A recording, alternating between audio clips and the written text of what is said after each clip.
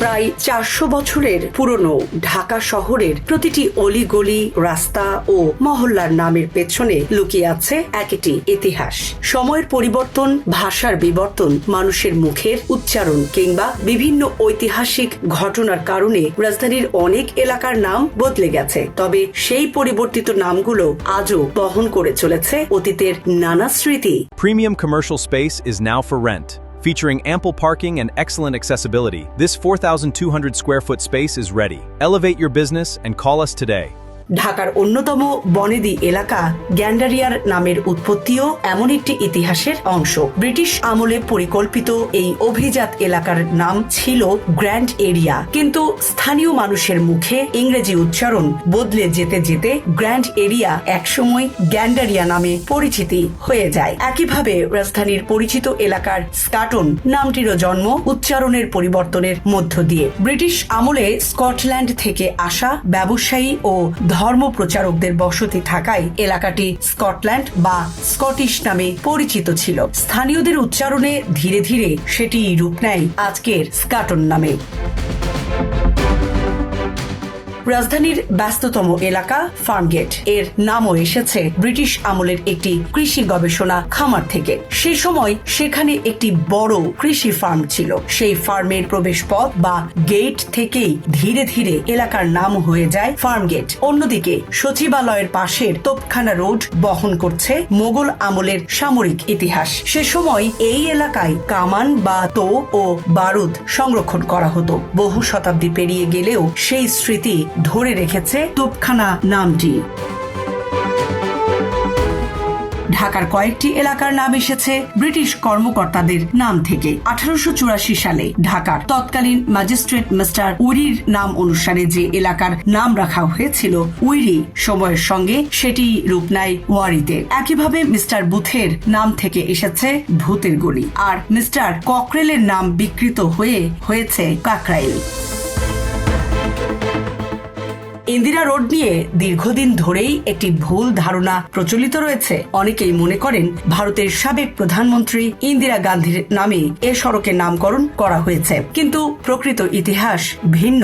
British আমলে তেজগাঁও অঞ্চলের জমিদার দ্বিজেন বাবু নিজের কন্যা ইন্দিরার নামে রাস্তার নামকরণ করেছিলেন। পারিবারিক ভালোবাসার আরেকটি নিদর্শন পাওয়া যায় পরিবাগের নামকরণে। নবাব আহসানুল্লাহ তার মেয়ে পরিবানুর নামে একটি বাগান বাড়ি নির্মাণ করেছিলেন। সেই পরিবানুর বাগান থেকেই ধীরে ধীরে পুরো এলাকার নাম হয়ে যায় পরিবাগ।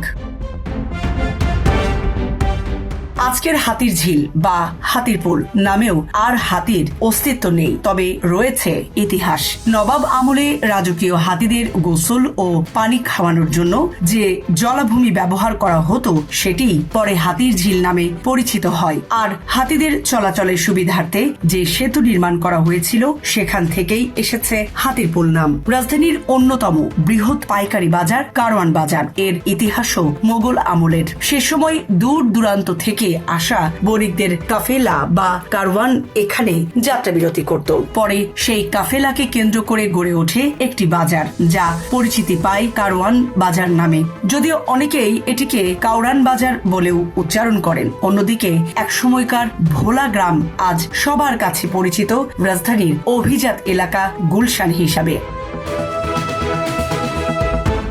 ঢাকার কিছু এলাকার নামকরণ হয়েছে জনপ্রিয় সিনেমা হলের কারণে। শ্যামলী এলাকার নাম এসেছে শ্যামলী সিনেমা হল থেকে। কাকরাইলের একটি অংশ আজও রাজমণি মোড় নামে পরিচিত, যার উৎস রাজমণি সিনেমা হল। একইভাবে 1947 সালে কলকাতার চিত্র ব্যবসায়ী খান বাহাদুর ফজল আহমদ ঢাকায় লিবার্টি নামে একটি সিনেমা হল প্রতিষ্ঠা করেন। 1953 সালে এর নাম পরিবর্তন করে রাখা হয় গুলিস্তান সিনেমা হল। পরবর্তীতে সিনেমা হলটির জনপ্রিয়তার কারণে পুরো এলাকায় গুলিস্তান নামে পরিচিত হয়ে ওঠে।